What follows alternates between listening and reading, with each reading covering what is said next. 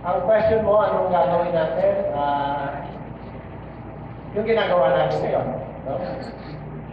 Academics, puro diskusyon. No? Hopefully, this will lead to action. No?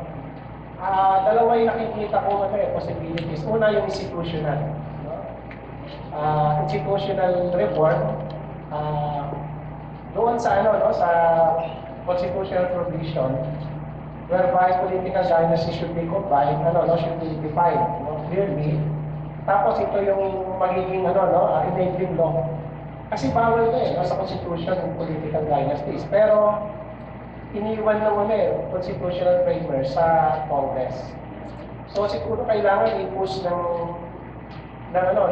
electorate sa kanang citizenry yung mag-define ng political dynasties. So, this will restrict. Hindi ko sinasabi mawawala, pero this will restrict.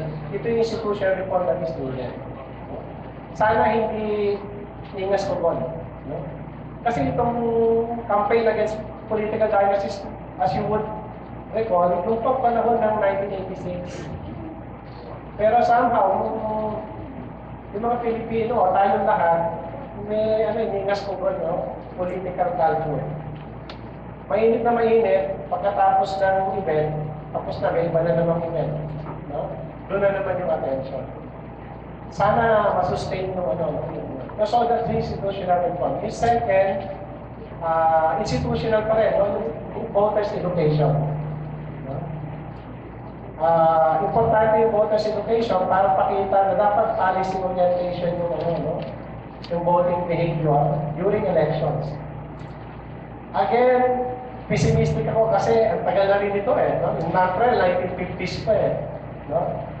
BCR, ang daming mga civil society groups na nag-aaral voters education. Yes, yung Filipino voters parang the most immature in the world. Kaya yung isang favorite political analyst ko sabi, this is the simplest electoral system in the world. No? Yung election natin, parang pinakasili. No? Kasi nagbigay na tayo ng matagal ako magsalita no? Kaya I encourage you to just enroll in my